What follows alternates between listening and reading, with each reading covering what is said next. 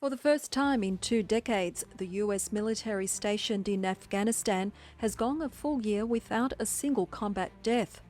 The last American soldiers to die in Afghanistan in combat were Army Sergeants Antonio Rodriguez and Javier Gutierrez a year back.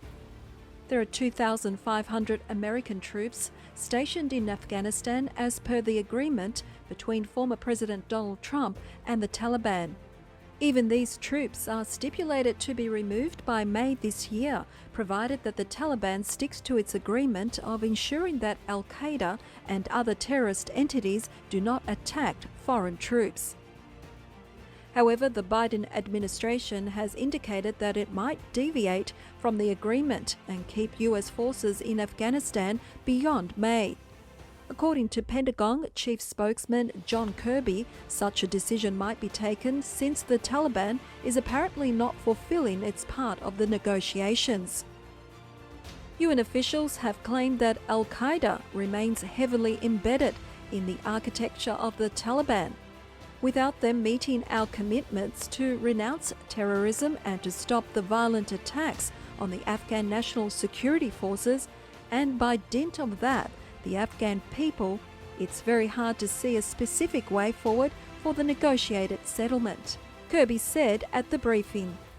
If Washington does move ahead with its decision of not pulling back troops, violence against the American military may only increase post-May. In November, the Taliban had warned of renewed conflict if Biden went back on Trump's agreement. The peace agreement was a big change and it stopped the war. It was not with Donald Trump, but with the United States government. If the Biden administration does not accept this agreement, our war against the United States will resume and will continue until they leave Afghanistan. Mohammed Naeem Warraq, spokesman for Taliban's political office in Qatar, said to Kamar Press. Last spring, Biden had written that the United States should pull out the vast majority of troops. As such, there is a possibility that the president might adhere to this vision and end military presence in Afghanistan unless other foreign policy considerations interfere. When Obama first assumed office, he had deployed 17,000 troops in Afghanistan during his first 100 days, something that Biden had opposed at the time. The Department of Justice and President Joe Biden have asked US attorneys appointed by ex-President Trump to resign by the end of February. In total, 56 attorneys have been asked to leave. The DOJ noted that almost all presidential appointees of the previous administration had tendered resignations earlier in the year, except for the US Marshals and US attorneys who were requested to remain in place temporarily. Almost one-third of the US attorneys' offices were already led by interim or acting leadership even before the transition process began. Until US attorney nominees are confirmed, the interim and acting leaders in the US attorneys' offices will make sure that the department continues to accomplish its critical law enforcement mission, vigorously defend the rule of law, and pursue the fair and impartial administration of justice for all. Acting Attorney General Monty Wilkinson said in a statement. President Biden will announce new nominees in the Senate at an appropriate time. There are 94 US attorneys presently serving districts across the nation, of which 25 are in acting positions.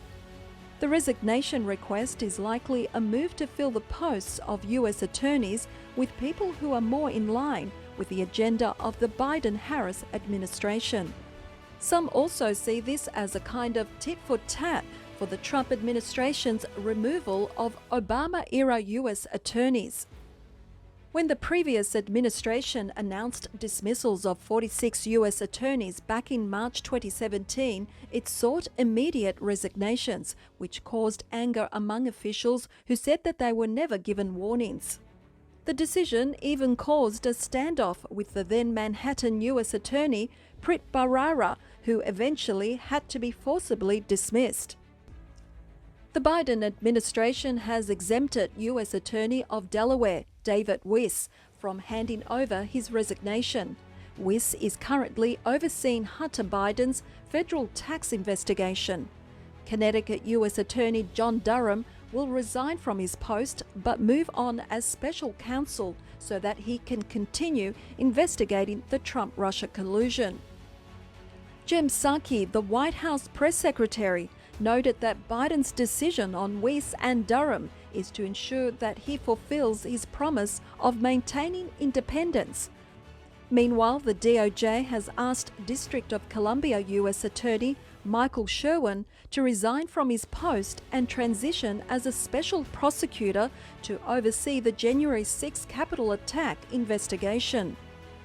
Biden's decision has attracted displeasure from some of his fellow Democrats, with Senators Dick Durbin and Tammy Duckworth complaining that the administration did not consult with them before announcing the termination of U.S. Attorney for the Northern District of Illinois, John Lorsch.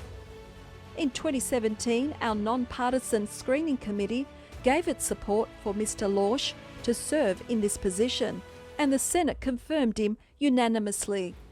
We believe Mr. Lorsch should be permitted to continue in his position until his successor is confirmed by the Senate, and we urge the Biden administration to allow him to do so, the senators said in a statement.